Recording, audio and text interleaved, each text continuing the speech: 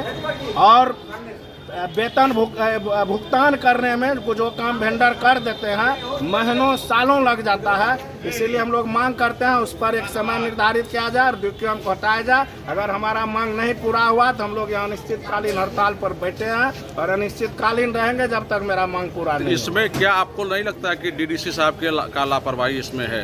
अब डीडीसी साहब ये पूरे विभाग का देखिए, डीडीसी मैडम इधर जब से आए कुछ काम बढ़ा है, लेकिन यहाँ जो उनके अंदर में जो कर्मी हैं वो लोग लापरवाह हैं उनसे। तो बॉस तो वही ना है, बॉस है, इसीलिए कार्रवाई करे, इसीलिए हम लोग मांग कर रहे हैं हटाने का। नहीं तो वो कार्रवाई करवाने के लिए पार्षदों को धरना पर बैठना पड़ेगा। हाँ, बैठना पड़ा मजबूर होके। जब आज तो इसका मतलब कोई उपाय नहीं बचा तो आज हम लोग तो इसका मतलब क्या माने कि डीडीसी भी आप लोग की बात को नहीं सुन रहा? अब जो दोषी हो हम लोग कहते हैं उसका जांच कर। मैम अगर कार्रवाई करेंगी निचले अधिकारियों पर तो फिर आप लोगों को बैठने की आवश्यकता पड़ेगी क्या?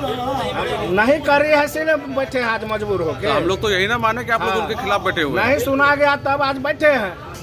ये ड्यूटीएम साहब है कि कोई पार्षद हो, कोई अध्यक्ष हो, किसी को कुछ मानते ही नहीं। इसमें उन लोगों को डिले करने में इंटरेस्ट क्या है उन लोगों को?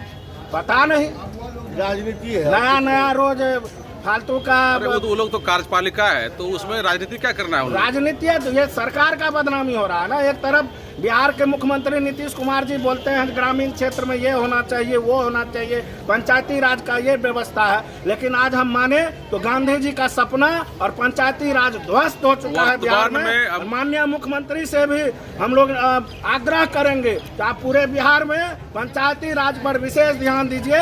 आपका कहीं जिला पार्षद हो, मुखिया हो, समिति हो, किसी का कोई काम नहीं हो रहा है। सबको नियम कानून में फंसा के हर जगह विकास को बाधित किया जा रहा है। अफसरशाही हर जगह हावी है। जिला ये बताइए, जनप्रतिनिधियों का वर्तमान सरकार में कोई इज्जत है? कोई इज्जत नहीं है, कोई इज्जत नहीं है। इसका भुगतना पड़ेगा अगर सरकार नहीं चेती। हम लोग भी महागठबंधन के लोग हैं, अगर सरकार नहीं चेती तो सरकार को बहुत दिक्कत होगा आने वाले चुनाव में। हम चाहते हैं अभी से चेत जाए। जनप्रतिनिधि का इतना वैल्यू है कि छोटे से छोटे कार्यक्रम में प्रखंड स्तर पर किसी भी हमारे पंचायती राज के जनप्रतिनिधि को प्रशासनिक पदाधिकारी के द्वारा नहीं बुलाया जाता है, उनको सम्मानित नहीं किया जाता, उनकी अनदेखी की जाती है। तो फिर आप लोग का चुनाव क्या करवाता है सरकार? पता नहीं क्यों करवाता है, ये तो सरकार से पूछना चाहिए इनको। ये जबकि आप जान लीजिए भारत में 3 सरकार है,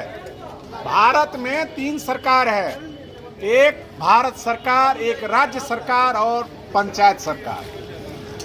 पंचायत सरकार को कोई पूछने वाला नहीं है, पंचायत सरकार की का कोई महत्व नहीं है। यहाँ तक कि छोटे से छोटे अधिकारी हम लोगों को, अभी जैसे एक उदाहरण आप ले लीजिए, जनसंवाद कार्यक्रम चल रहा है पंचायतों में, हम लोगों को नहीं बुलाया जाता, हम लोगों को इन्फॉर्म तक नहीं, सूचना तक नहीं है। आप लोग को क्या उस योग्य नहीं माना जाता है? एकदम निश्चित रूप से योग्य नहीं माना जाता है। अगर योग्य माना जाता तो हम लोग को बुलाया नहीं जाता। छोटा सा मुखिया लेवल पे ले लीजिए, ठीक है, वो आम सभा होता है, आम सभा में जिला परिषद का उपस्थित होना अनिवार्य है, लेकिन हमें किसी मुखिया के इससे मैसेज नहीं आता है कि जिला परिषद की उपस्थिति होनी चाहिए।